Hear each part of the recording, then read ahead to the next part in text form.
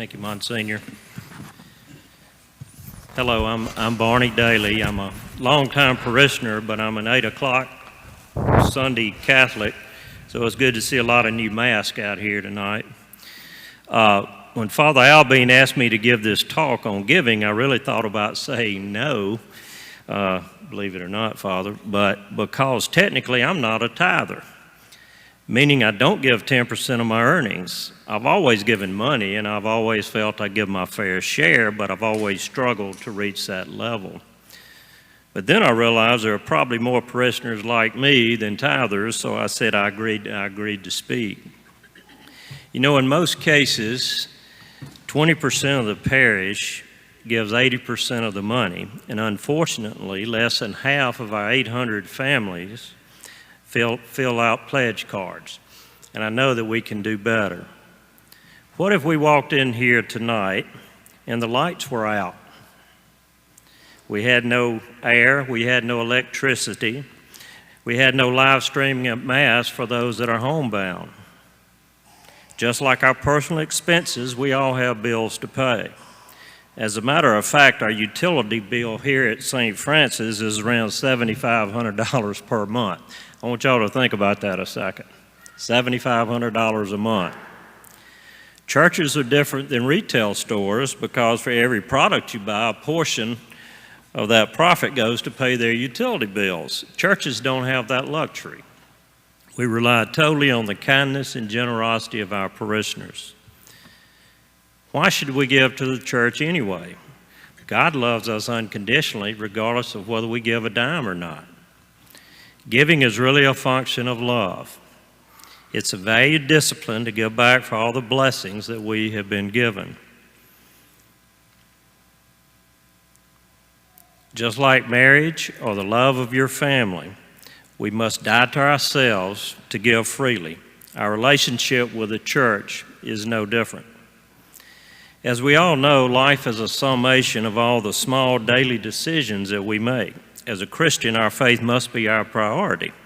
And obviously, if you're here today, you've made it your priority. And if faith is a priority, then when we wake up each morning, we have to decide whether we're going to follow Christ or follow the world. It's basically Christianity 101. But with that comes tough questions. Do I spend more time reading the paper or my favorite book than I do reading the Bible?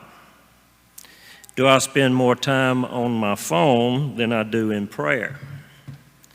Do I spend more money at the country club or the health club or the deer camp than I do giving to the church?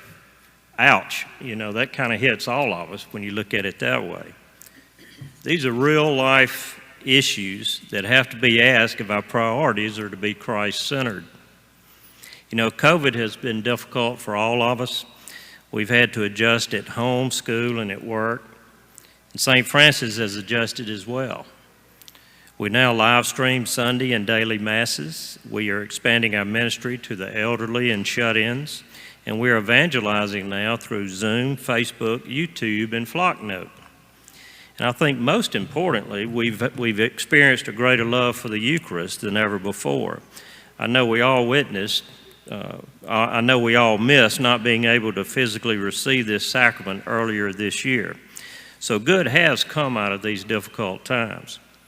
However, due to the pandemic, our collections are down and our major fundraisers have either been canceled or slashed back dramatically. So we all need to step up to the challenge. For those already that give, thank you for what you're doing. We do ask if you can to give a little more this year. For those that are not giving, please prayerfully consider starting this loving practice. When I started giving, I started small, and I've tried to increase that amount each year. And I have to remind myself that we are called to give from our first fruits, not our last. So we have to make giving a priority. So remember, the amount we give is not as important as the actual act of unselfishness.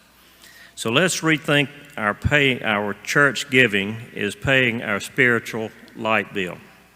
Thanks for your consideration, and God bless.